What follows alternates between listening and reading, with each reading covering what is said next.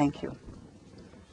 This is really, I wrote it as a line, the beginning of a family's experience to where they ended up. So if there's too much of Ohanessian family involvement, forgive me, because I leave the other historic facts to great historians, such as we have here today. So a little family story. Yeah. Our mother's family, not father, because our father, when I say our, that's Arsham, Sita, and myself.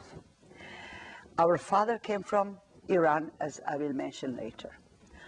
But it's mother's experience and her family.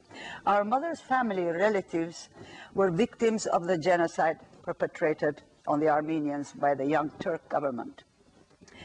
Mother and her two elder brothers were survivors and lived to tell their experiences. Mother's parents were Parantsem and Soghomon Ohanessian, originally from Burdur. Later lived in Konya. They had 4 children, 2 boys and 2 girls. They also had some uncles, aunts, and cousins in Konya and Izmir. Grandpa Soghomon, a very pious Armenian who fasted and prayed long hours. He was a successful merchant who dealt with Konya, Izmir, and Afyon Karahisar. He was called Soghomon Agha, which is a sign of respect by those around him, both Armenians and Turks. He was also a good friend of the Kaymakam, Kaymakam meaning governor, the governor of the town, Turkish governor. He had worked hard and provided his family with a large residence and a stable for his horses as he rode on horseback to and fro. They also used carriages for their commute. His eldest son, whom we know very well, our generation, because then that is the older uncle, older brother of my mother. His eldest son, called Ohannes, went to the famous Juilliard College in Konya. The younger son, called Hampartsum, was also schooling in Konya. Our mother, aged 6, was still at home, as was also her younger sister, Satanik. Now, alarming rumors had reached the Kaymakam, the governor, about the Armenians who had... He was a kindly man, wasn't he? So that he, Soghomon, would be prepared more or less for the worst. The outbreak of the First World War in 1915 offered a good opportunity for the Turks to carry out their heinous plan. That is the extermination of the Armenians in east and west, north and south of Turkey. It began with deportations, killings, and 1,000 other ways of annihilating, trying to annihilate this race. So when the actual deportation decree came, our grandparents and their 4 children were forced out of their happy home. So were some uncles, aunts, cousins, and of course the entire Armenian neighborhood. Grandfather Soghomon had gold coins hidden and sewn into their clothes, and even headwear and belts, as was the practice then. People earned money, they didn't go to the bank and open an account.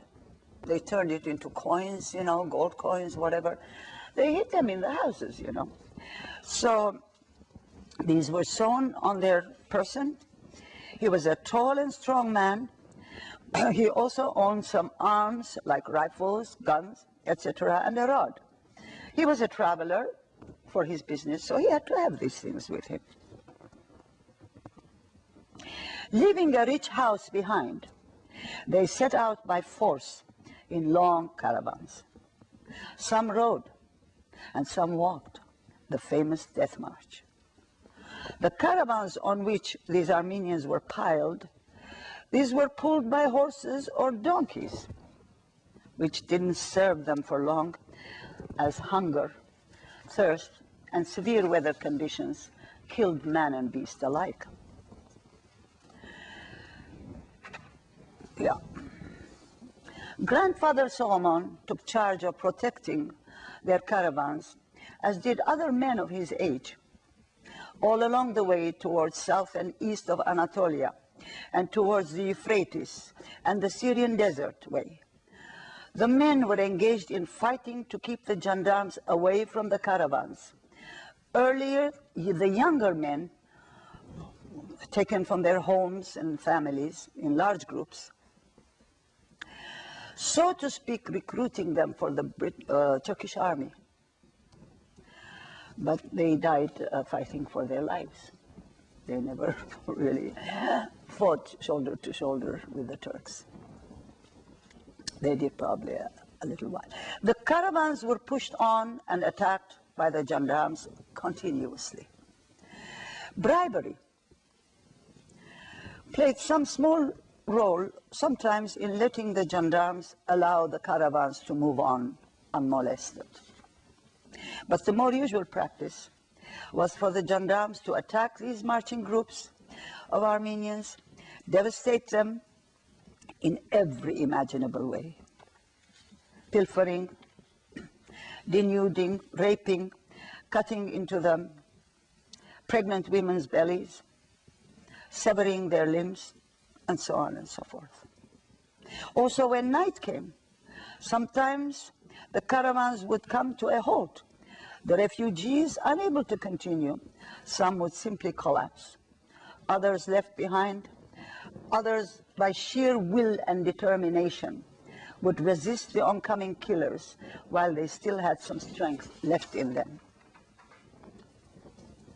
Some were heard to say over and over again as they were dying, "Su," in faint voices.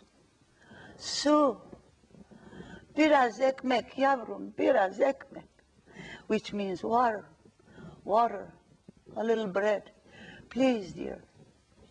Whoever they were talking to, someone standing next to them or a gendarme, and they would die with their voices disappearing like that. That's the recollection of my uncles and my mother. In grandfather's caravan, he would be physically engaged in a fight with the attackers who would accept the gold coin bribe, leave, and come back, naturally. His brother was lame and soon died. So did my grandmother and her younger daughter, Satinik. At one point, railway train transported some of the refugees towards Syria and let them off in the middle of nowhere to perish. There one night, and my mother recalls that when we were put in trains, they still had some provisions with them. I don't know how or where they got these provisions, maybe sandwiches or bread or what. They would pass over little elevations and would see down the marching, hungry Armenians doing this to them, you know, and they would throw from the windows their own piece of bread. That I remember when we were very little already, we had heard that. So there one night in these deserts, when they were let off these trains in the middle of the desert, the attackers, there one night, grandfather would fight the attackers till dawn. You know, they made themselves little tents, so to speak, or some kind of a protection, to spend a few hours of the night and then continue during the day. During just such stop one night, grandfather was engaged in a very, very bad fight, and he just couldn't take it anymore. From exhaustion, in the morning, he died. Pardon?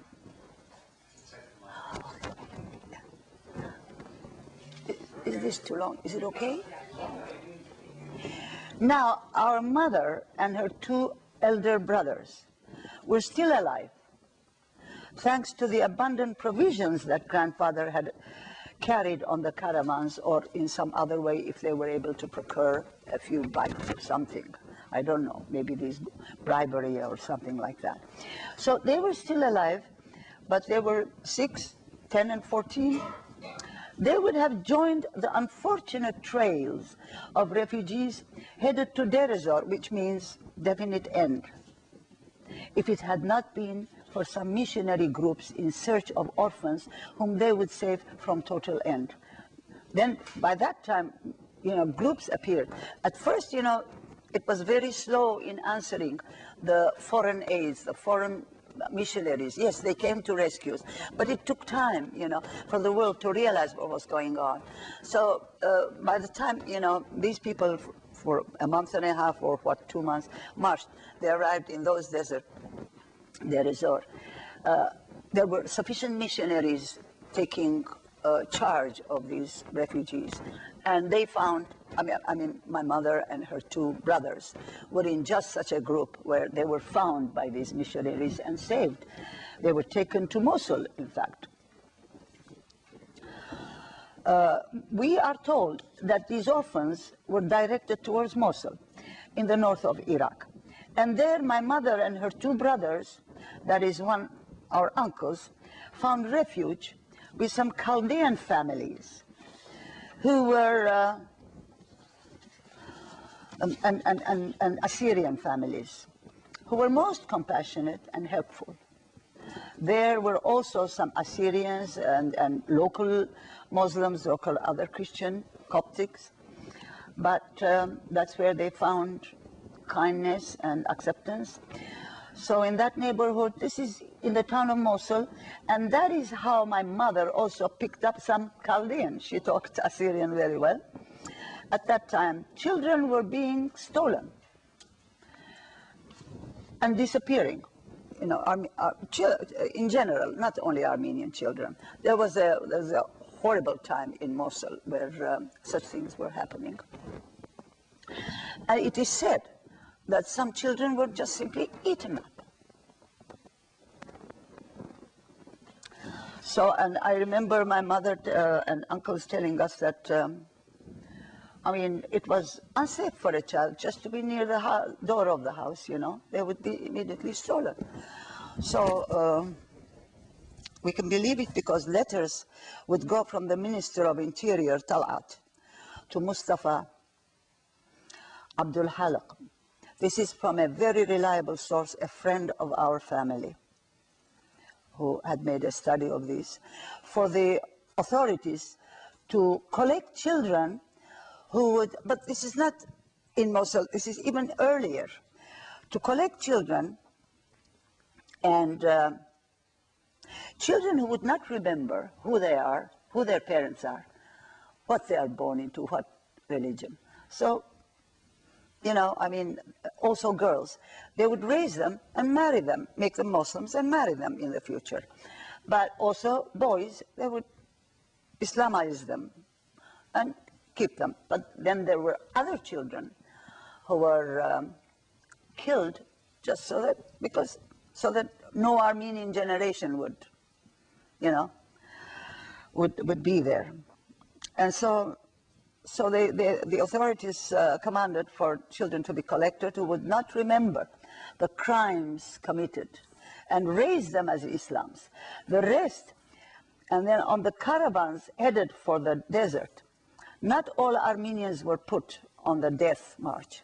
Some were killed in their own home. Some were burnt alive in churches, monasteries, and other places of congregation.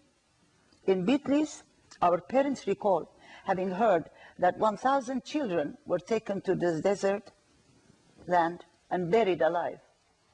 And 1,000 such stories we have heard from our parents.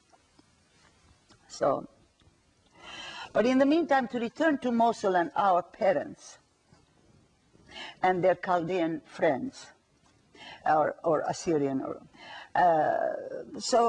they were kind, and mother was protected in these families, and so were our uncles. Mother was taught how to cook at the age of 7 by these Chaldean women, and she was taught how to wash clothes, go to the river with them, and everything, while her 2 brothers went out to earn keeps money, just whatever they could do. you know. We don't know accurately how long they lived in Mosul, but according to very reliable sources, there came an order from the Turkish government to the chief commander of the Turkish forces in Mosul, a German called von der Goltz Pasha, to begin to evacuate Mosul from its Armenian refugees and push them towards who knows what destination. Perhaps more towards desert land, and even the plan included the previously settled Armenians. Before the Turkish massacre and Armenians arriving during that time, before that there had been Armenians in Mosul coming from, you know, various other countries and settled there. But the plan, the Turks said, even those that have previously settled there, get them out, push them in the desert, burn them or kill them, whatever you want to do, get rid of them. This German von der Goltz Pasha, a title he had earned from the Turks, was shocked and refused to obey the orders and cabled back to Enver Pasha, saying, "You are not to touch any Armenian in this city as long as I am in command, in military command here. Leave these Armenians alone." His emphatic order made the Turkish government stop their plan. However, later it is believed that von der Goltz did not die of natural death. He was assassinated, naturally, in the event. But meanwhile, some Armenians who later on ended up in Baghdad or Kirkuk or other towns in Iraq believe that this episode saved their lives, of course. But to return to our family, mother and her two brothers then joined those who were headed for Baghdad. Once there, they were taken care of by different organizations and representatives of the previously migrated Armenian communities. Armenians came to Iraq, also from Iran and India, from other towns before the Turkish genocide occurred. And they had settled in those lands in Iraq, in what was Mesopotamia then. So they were in pretty good shape to sort of, you know, live their life respectfully. And so the arriving Armenians found help with these already settled Armenians and the Iraqi government, I mean, Mesopotamian government at that time. So they had respected positions in the Mesopotamian working society. Arabs were very welcoming to the Armenians, hospitable and not only tolerant, but respected the Armenians. This is true, absolutely true. The Arab is a noble soul. I don't know what they're doing today. I don't care the insurgent. I don't care what they're following. But the Arabs that we have known when we were born were noble people. Around 1918, more Armenian refugees were arriving in Mosul from Syria and that region in general. At that time then, was still Turkish occupation in those regions, but some of the occupied countries were liberating themselves from the Turkish or other Ottoman rule, because by that time the British were in. British were primarily cleaning up the Mesopotamia area after World War I, and they were also engaged in setting up a new country called Iraq. Thus far it was Mesopotamia, also helping her to have her first king. Some very accurate sources, again, have documented that Hussein bin Ali, in 1918, dispatches a letter from Mecca to Abdul Aziz Jarba and Faisal I. Those are princes yet. Specifically on behalf of the Armenians in these regions, requesting total acceptance of the Armenian refugees to settle in their country, plus to facilitate their stay. In fact, even a little later, when King Faisal I of the Hashemite dynasty was officially king of Iraq, he announced to his people that it is important to encourage the settling of Armenians in this region, because their presence will be a real blessing for this country. Can you imagine? I mean, these are Muslims. Turks are also Muslims. What would make them accept us in the bosom of their country and respect us, whereas the Turks were busy, cleaning us up? Amazing. And Iraq has lived up to this commitment to this day, with full freedom to practice their religion and social values for the Armenians. Actually, we are to this day amazed, because even when the war is going on in Iraq, an Armenian has not been attacked, particularly to take advantage of the situation and say, oh, I have a hatred for that neighbor of mine. This is a good time for me to get rid of him. Nothing like that has happened. Armenians have left Iraq, yes, because they seek safer life from under the bullets. Who wouldn't run away? But that is the reason, and not the local people attacking Christians or Armenians.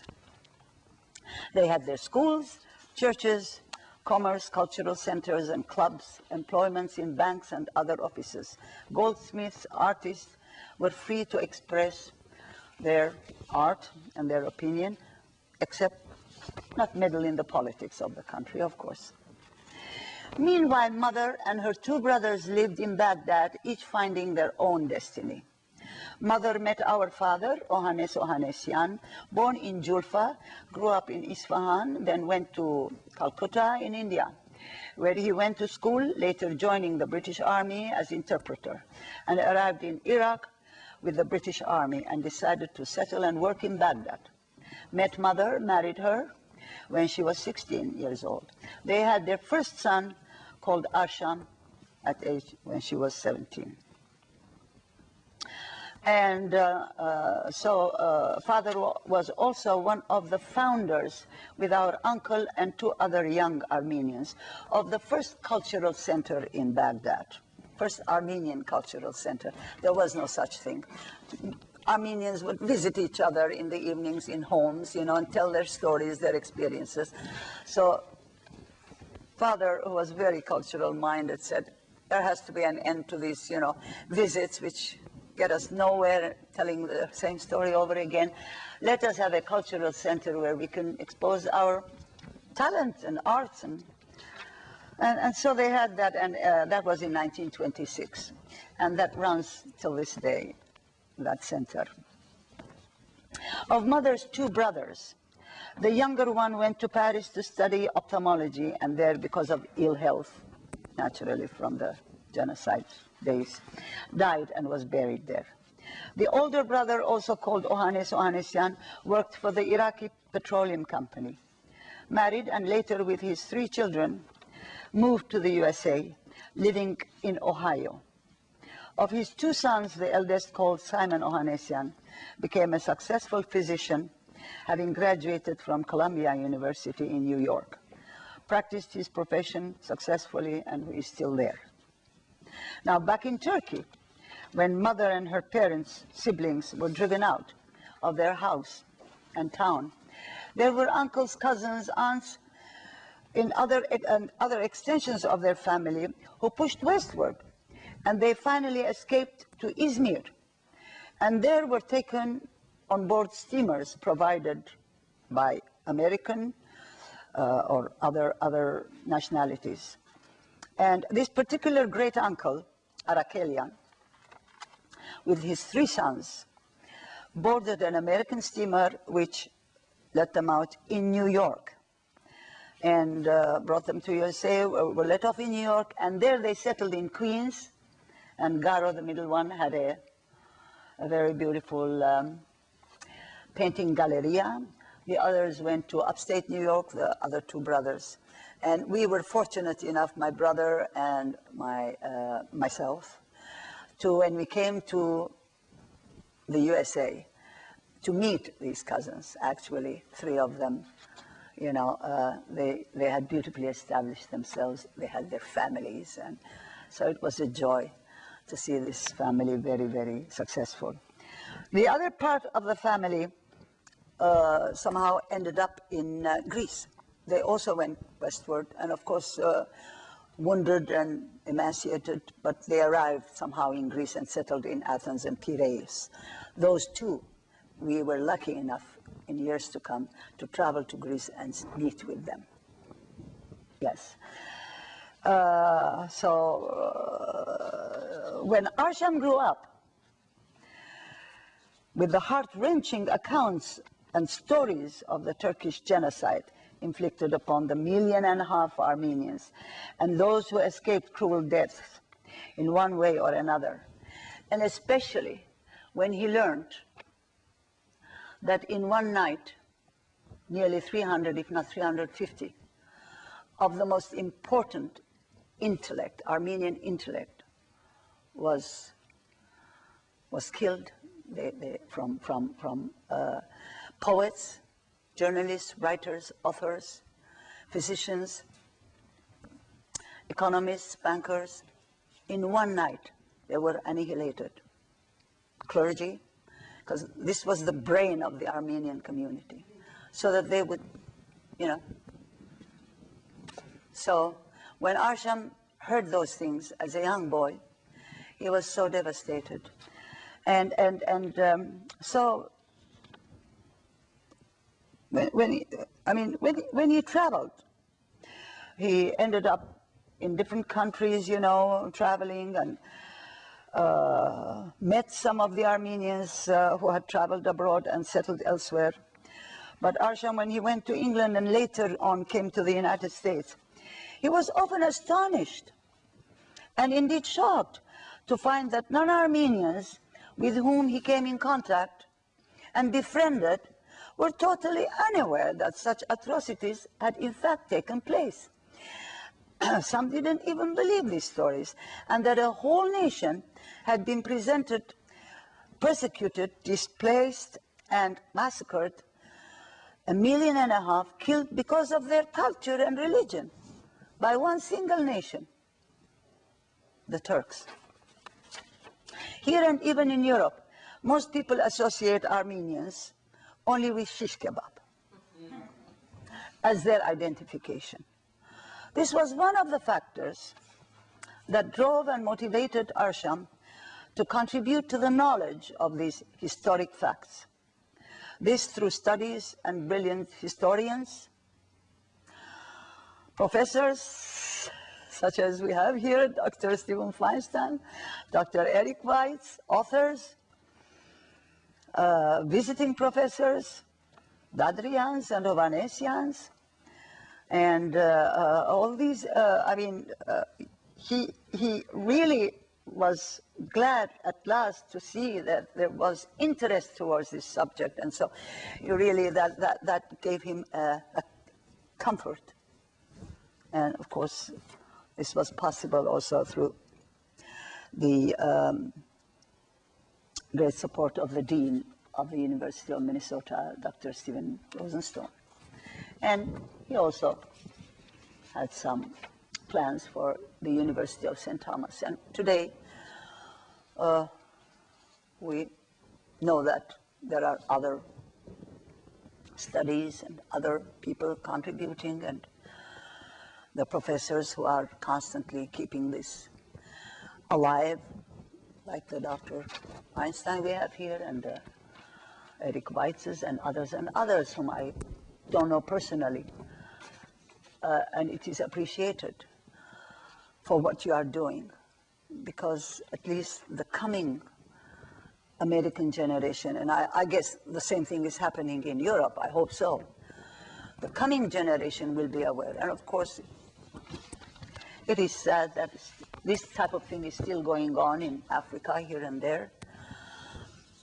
But you can imagine what was the experience of the Armenian, because they were practically, of course, with Greeks and Serbians and Bulgarians and even Romanians at that time, were the first to bear the brunt of such horrendous acts. And of course, who can deny? The Jews, the Jewish people. So, what is admiring? Thank you.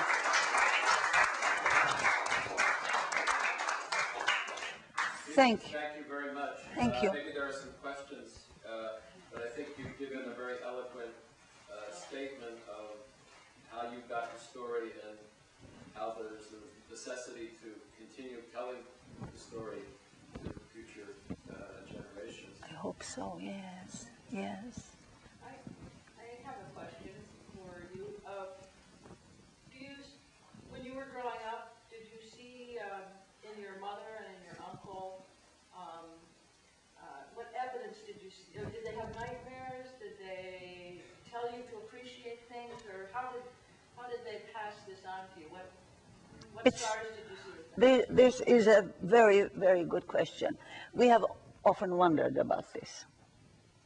Now, how is it that a child of 6, and I'm not talking only of our mother, any mother and any father who was victim of the genocide, who ended up alive, thank God, and married and had children, how is it that they knew how to raise a child?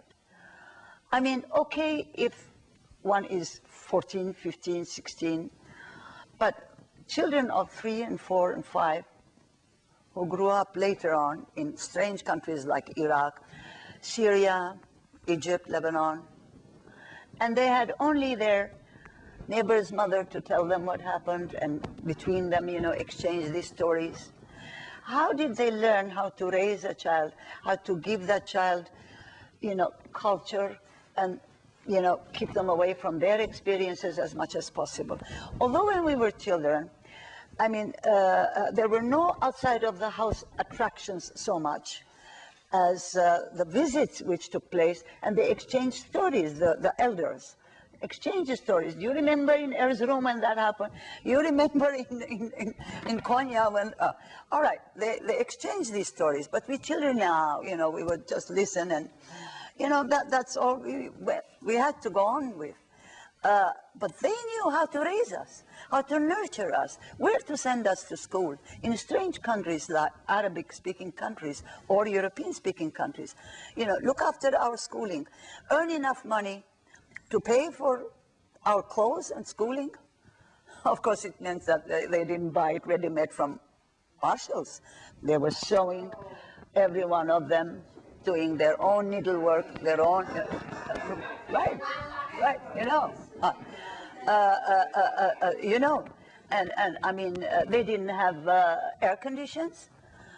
They had these bushes sandwiched between two sort of window-like wooden panels, and then water would come over it, and a fan would turn behind it so that they could be cool in the 120 degrees Fahrenheit of Baghdad. So in those conditions, you know, they lived and raised children.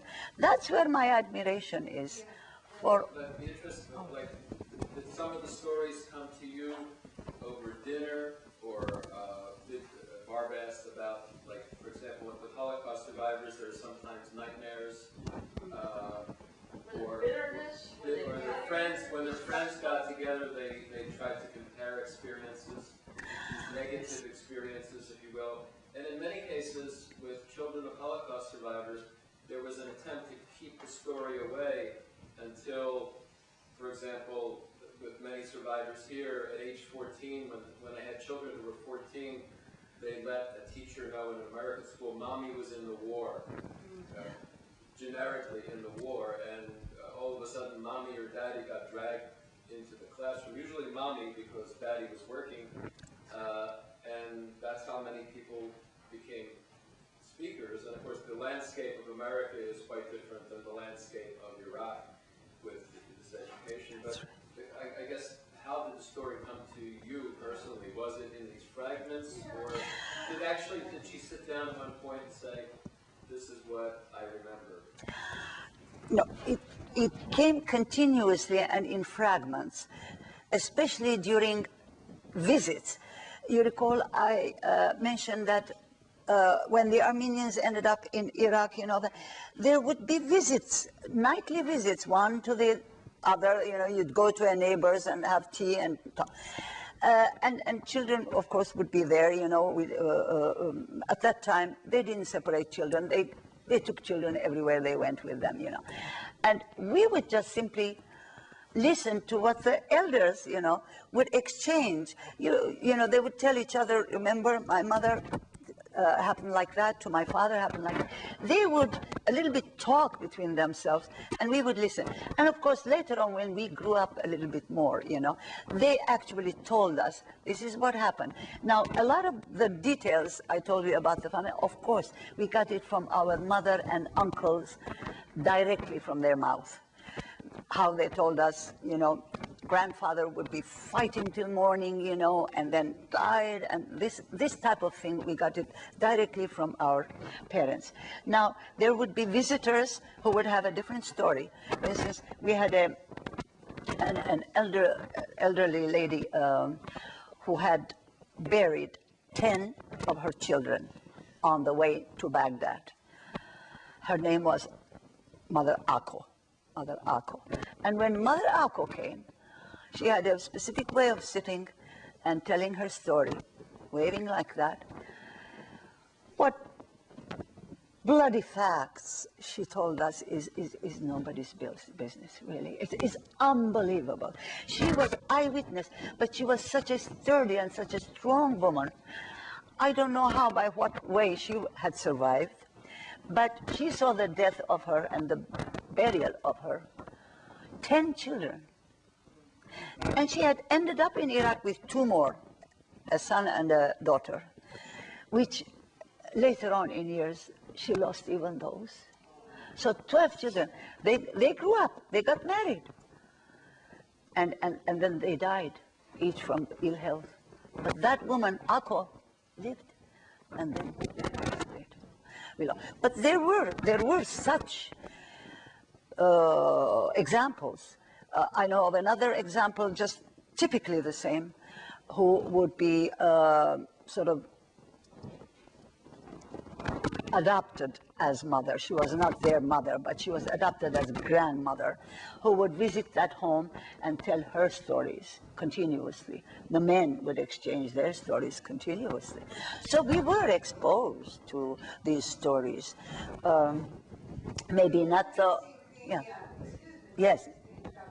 Yeah. My mother, the amazing thing, this woman had not seen any school. She was deprived of school. So with her efforts, she started reading the ABC, English. She started eventually reading the Time magazine.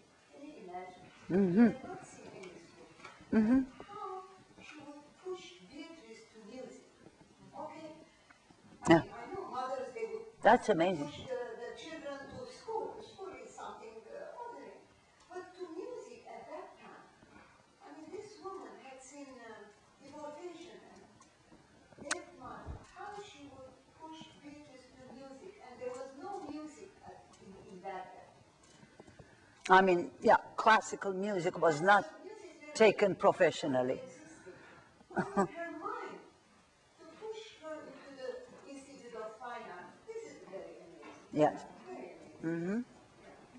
And yes. Another question I have is, we know now that April 24th is the commemoration date for the genocide. Were there commemorations in Iraq when you were growing up within the community? Was it in the church? Very much so. Very much, very much so. I will tell you another little dramatic episode. Every year we would be, commemorating this inside the church. And simultaneously in the Armenian Cultural Center, which, like I told you, my father and uncle and 2 other young men started, there also there would be commemoration. So we would have 2 commemorations, yeah. But the evening around 6 o'clock commemoration would be inside the church with the priest and everything, and even a small service before that. So, yeah, So I would be asked always to play something during that, commemoration, and choir would sing, word would be given, history would be told. So one year in 1985, the Archbishop called me and said, Beatrice, will you join again the program, please? Will you, play on such and such on the 24th? Yes, okay. And that time I chose Chopin's Funeral March in one of the movements of his sonata in B minor. And I was practicing it about 10 days before the commemoration at home, practicing it, And Daddy, my father, was sitting there and listening. But at that time already, he was beginning to be a little weak. So once or twice he asked me, Beatrice, what are you practicing this for, this piece? He knew the piece, but wanted to know why was I after it, daily. And I said, oh, Dad, it's for the April 24. Oh, that's right. Then the day of the April 24 came. And a night before, my father lost his colors and was feeling very weak.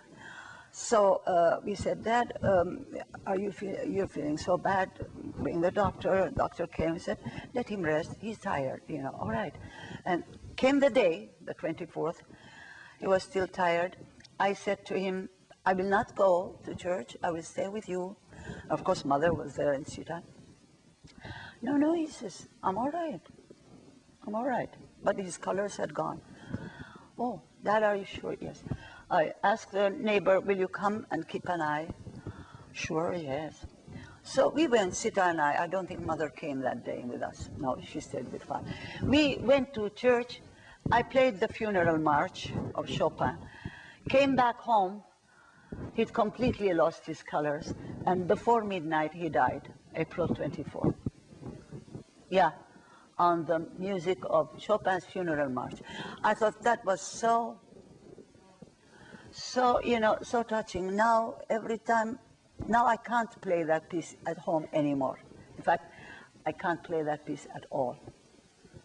And which I loved, but I don't play it anymore. Yeah.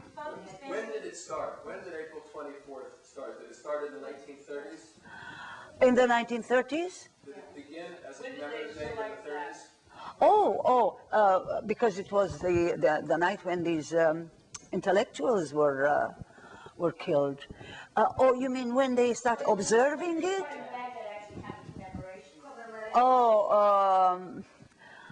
I think it must have been maybe late. 1926 was when that club was established, and maybe 2-3 years before that, clergy were observing already in the church. I think before that, because I remember when that club was established, we had some very, very, how shall I say, worked up young men with lots of talent who wanted to get up on that stage and say poetries or tell about that. So I think it must have been even a little before 1930, possibly, but I'm not sure. I can always verify that. Because the same thing essentially happened in the Jewish tradition, because when I was growing up, there was no specific commemoration day, but there's the Day of Atonement, Yom Kippur, in the Jewish calendar, and part of the service is called Yizkor, which is the prayers for the dead, and there was a special section there about, quote, the recent tragedy of our people in Europe. Yes. And it became Yom HaShoah. Oh, yes. Yom HaShoah. Yes. The Shoah Holocaust. In the 1950s. Yes. It didn't really become sort of a separate holiday even here. Yes. The first observance as an independent event, commemorative day, was maybe 1984 or 85. 19 what? It was here in Minneapolis. Oh, here, yeah. 1945, Yeah. but it was established by the Israeli Knesset Oh, in yes. 1952. I see. Ours must have been in the Middle East, possibly earlier than 1930, possibly late 1920s. Well, of course, that I'm not sure. I'm only saying this because already in 1930, I know that this was, 30 onwards, this definitely was commemorated officially every year.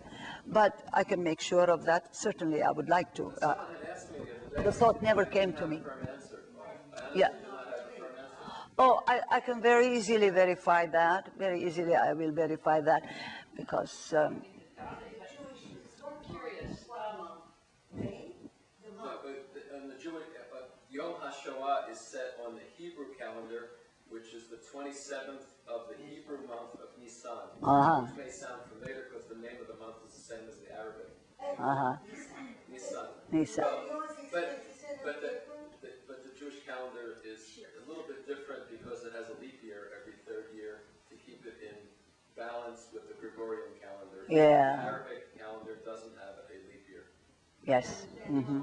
So it's either April or May. Yes. Yes. Yeah. It seems like the church is central in Armenian culture. Oh, yes. In your experience. Yes. I would think that some of the survivors must have lost their faith, and I would. Lost. That would be natural. And then, I mean, is this a secular Armenian? Lost their faith? I would think that many would. No, on the contrary. On the contrary. Actually, in history, it is known that Armenians would rather lose their life than give up their religion. And we have, yes, in the Christian Armenian religion, Orthodoxy, Catholicism, Protestantism. So we have these different, but of course the majority is, secular group of Armenians you wouldn't meet. Individuals, maybe 1 in 100 or 500, maybe, but this is rare. This is rare. Mostly they fight for their religion, they keep their religion, and as I said, possibly some have turned Catholic for, way back in other historic reasons for it, but mostly they are Eastern Orthodox, mostly, and they keep their religion. That is why a lot of them were massacred, because, groups were said, okay, either you accept Islam, or you are executed, or we'll kill you. There were a huge amount of young ladies and school-age boys collected and put in orphanages in Turkey itself. Also, these orphanages run by non-Turkish organizations. Word would come to them that some who wanted to, turn Islam would be saved, and they would live happily ever after. However, some were stolen from the society, just what you call Arevanke. They would put them on a horse and drive off, young ladies and young girls, marry them, and Islamize them. But years later, and these girls would be helpless in front of such power.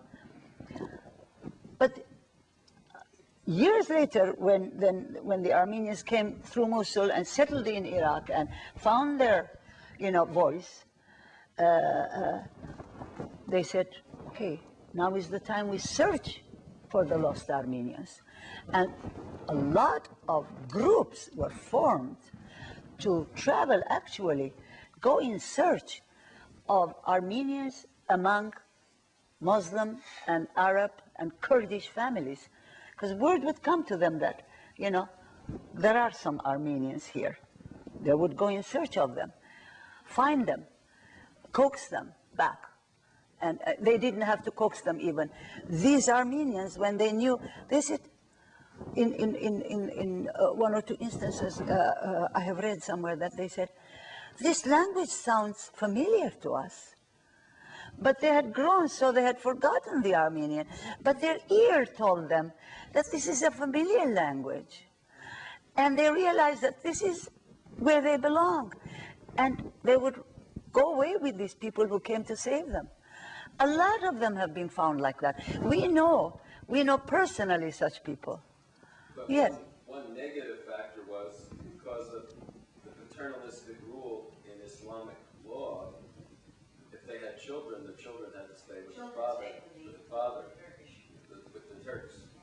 Yes, But yes. I got to tell you, we've even had Turkish students at the university who told me, you know, my grandmother spoke this different language and we never knew what it was. Uh-huh. These are people in the Turkish Student Association, so there is this little curiosity Yes. developing. Yes, about that. a lot. There are a lot of We have instances. time for one more question. We want to actually finish at 3:30. Yeah, up here. I wanted to ask about, Two up, two. Okay, in good. reference to something else said the other day, you said that your father's family came from Iran. Yeah. How long had they been there, and when did they go to Iran? Oh, It was before the 1915 genocide. So yes, your father's family much was before, there. much before. They were possibly, Armenians who were living in the frontier area between Iran and Armenia and Azerbaijan and Russia. Thereabouts, the east side of Armenia, the east side of Anatolia, Probably they and so. come from Armenia. And Armenia, that's what I mean. So, Armenia was, was conquered by yeah, It was very big. yeah, It was part of Armenia. at Yeah. the time. So you're saying they've kind of always been in that area. yeah, they had been in that area for a long time, many There years. was a voluntary Armenian diaspora, just like there was a voluntary Jewish diaspora long before the fall of Judea in the first century. By the way, when you said that the Arabs welcomed the Armenians, Yes, what's interesting, I was just reading about Mehmed II, the Turkish Sultan, who had heard about things going on in Spain in 1485 and actually put out a call for the Jews to come to the Ottoman Empire. Just the paradox of that. Oh. That parallel and the results being Oh, so different. imagine. It's really very interesting. imagine, yes, yeah. He wouldn't have sent word for the Armenians to come back. No, he wouldn't. One of the answers, this is one of the questions that comes out later. Yes. Why weren't the Jews touched? And I think the answer to that is the Jews didn't have a country outside advocating for them Yeah. in the Ottoman Empire. So there's a conflicting history here, if you want to call it that, and a lot of questions come out, especially Yes. with Israel's failure to recognize the Armenian genocide even today. Oh, yes. Last question. Yes. So many terrible experiences, how can a person still live a happy, satisfied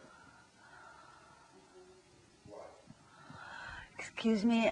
With so many horrible experiences, how could your mother and how could you as children of survivors live a happy life? That is a very good question. Very good question.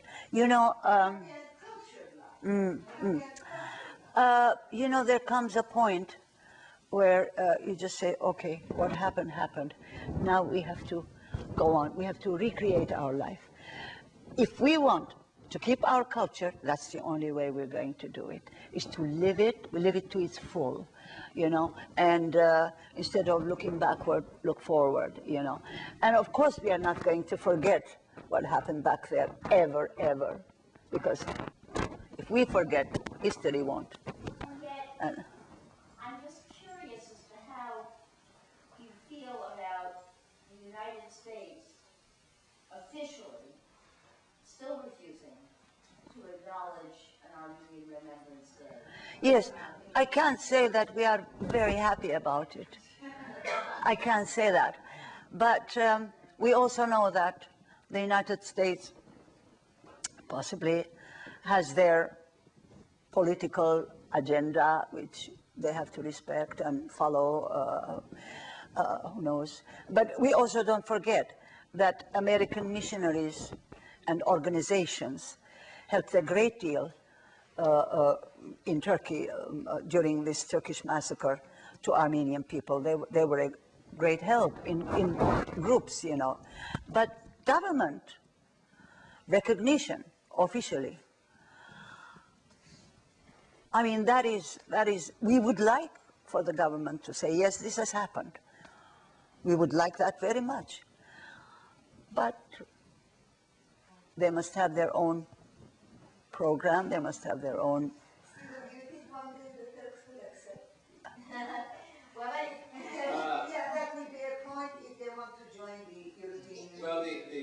another discussion. Issue, I'm yeah. heavily involved in it, but there are some, including my office mate, Arsham, Yeah. who's a leading Turkish historian, who thinks that it will happen. He thinks that the deadline date, hold on, is 2015, when Turkey will become a full member if everything proceeds along those lines. I'm a little bit more pessimistic because Mary heard me speak at Drew University in New Jersey 2 weeks ago, and I talked about the nationalist response. The Turkish nationalists don't want Turkey in the European Union. They want a revival of Islam. And there's also been a rather important revival of anti-Semitism in Turkey now. Mein Kampf sold 100,000 copies last year. There's a new movie called Valley of the Wolves, which shows a Jewish doctor doing a ritual murder on someone, which was banned in Turkey and also banned in Germany. And now there's an accusation that Ataturk, the founder of the Republic, was a Dolme, a half-Muslim from Salonika, which is, he was from Salonika, and there's a belief that he was of Jewish descent, and therefore the Jews have, the founders of the Turkish Republic, not the real Turks, and therefore the real Turkish Republic will be an Islamic state, not anything else. So it's a rather strange argument. It's by the nationalist right. It's not mainstream, but it's one of the debates that has continued. It's linked to the Head Start debate, which has been revived, and which Orhan Pamuk has written about in his novel Snow. And the bigger problem is this question of what Turkish democracy is, because we arrest teachers who teach about the Armenian genocide and threaten them with 2 to 10-year jail sentences. Imagine that what you do would be subject to 2 to 10. We might just say, well, I don't have to talk about that, you know. So that's the dilemma that we're in, and that's why I'm not totally optimistic. Yes. It's so politicized that it's very hard to be optimistic. I look at Turkey as sort of a sick man again, okay? Yes. But we have friends, and, you know, a sick man who has friends who says, take me to a doctor, so we do. Yes. And then he says, doctor, please don't tell me I have cancer. Yeah, that's right. Even though you may have that. So that's the problem. You're wonderful. You put that in such a beautiful way. Oh, wow. You know, that is fantastic, Stephen, the way you put that. Absolutely. Because we meet Turks individually, and we have Turkish friends. Now, in Baghdad, I was teaching the Turkish ambassadors 12 and 16-year-old daughters piano. They'd come to my house, I teach them, they go. There were other Turks who were our friends. And you meet Turks socially here and there, like Akçan. You can't say, hey, you know, you're a killer. No, you can see that there is so much education and humanity in them. But what can they do? I mean, if they're government killers, they are, for sure, a race descended from Genghis Khan. They're bloodthirsty, you know, and they are completely ruthless. Turk is completely ruthless. I think if you give a body to an Arab and a Turk, you learn a better technique of killing from the Turk than the Arab.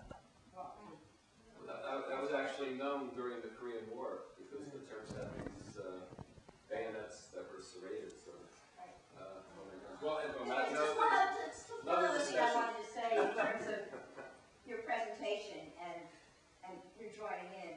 I said last night that the women of the diaspora, especially the first generation that came over here and other parts of the diaspora, that like losing 10 children and some of the most incredible, strong women who kept and somehow passed on enough of the story that the second and third generations can do something with it.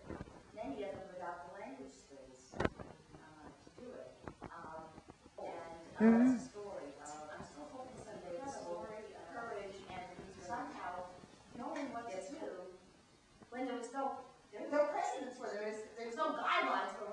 and yet they kept it going, and Yeah. I think inspired a second and third generation to also continue on the work.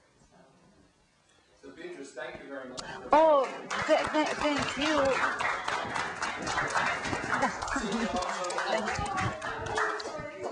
You're welcome to stay with us.